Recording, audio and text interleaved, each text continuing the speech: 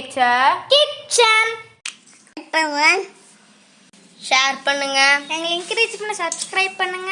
மறக்காம next video பார்க்க bell பட்டனை கிளிக் பண்ணுங்க.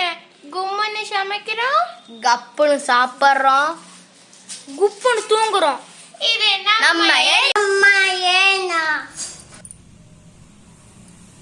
அண்ணா 2 செட் காளான் கொடுங்கண்ணா. இதோ 2 நிமிஷம் நான் செஞ்சு கொடுத்துறேன். சுட சுட காளான் ஆயிடும். சரிங்கண்ணா. நீங்க சேர்ல வெயிட் பண்ணுங்க, நான் அதுக்குள்ளே செஞ்சிடுறேன். சரிங்கண்ணா.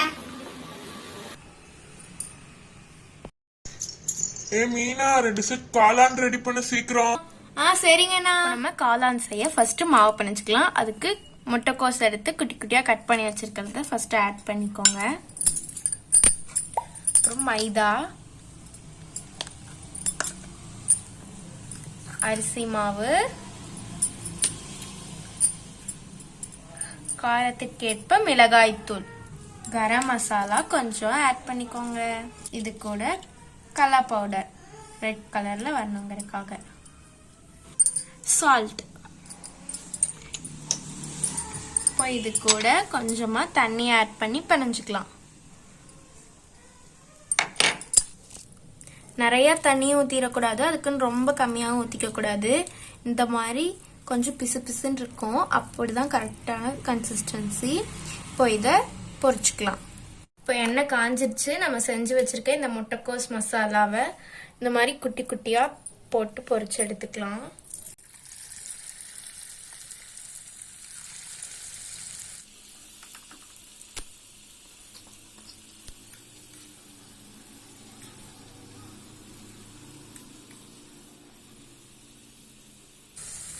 இது வெந்துருச்சு. இப்போ இதை எடுத்துடலாம்.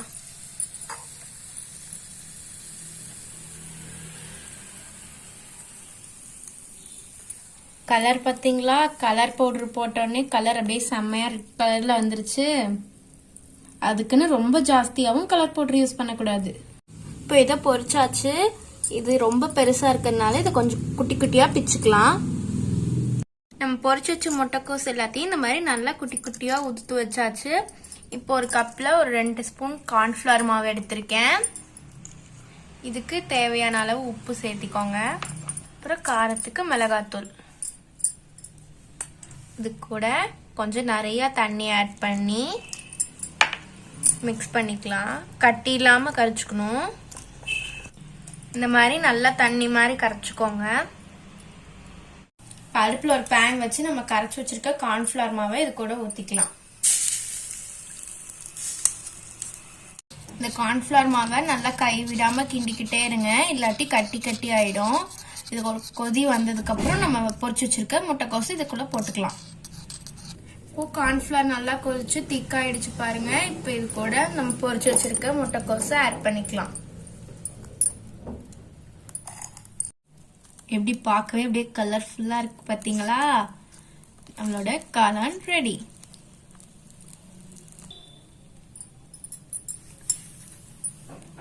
சூடு ஆறாம இருக்கிறதுக்காக நம்ம ஹாட் பாக்ஸ்ல எடுத்துட்டு போலாம்.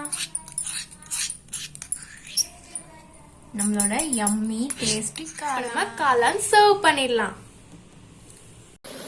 அண்ணா எங்க அக்காவுக்கு மட்டும் ஸ்பெஷலா வேணும்னா. சரி தம்பி. ஒரு பிளேட் சாதா காளான். எஸ். இப்போ நம்ம செஞ்சு வச்சு சுட சுட காளானை எடுத்து பிளேட்ல போட்டுடலாம். நெக்ஸ்ட் இது மேல கொஞ்சம் ஆனியன், அப்புறம் பானிபூரி பொடி பொடியா நுணுக்குனது, அப்புறம் கொஞ்சம் கார்ன்ஃபிளேக்ஸ். ஸ்பெஷல் காளான்னா என்னன்னு தானே யோசிக்கிறீங்க? இதோ பானிபூரி வச்சு கொடுக்கறது தான் ஸ்பெஷல் காளான். பாருங்க பாருங்க எப்படின்னு. இப்போ ஒரு ஹாஃப் பானிபூரி வச்சு அதுக்குள்ள நம்ம செஞ்சு வச்சிருக்க காளான். என்னடா இப்பவே எல்லா காளானும் தீந்து போச்சுன்னு பாக்காதீங்க. நாங்க ஆர்டர் வர வர திரும்பி திரும்பி போய் செய்வோம்.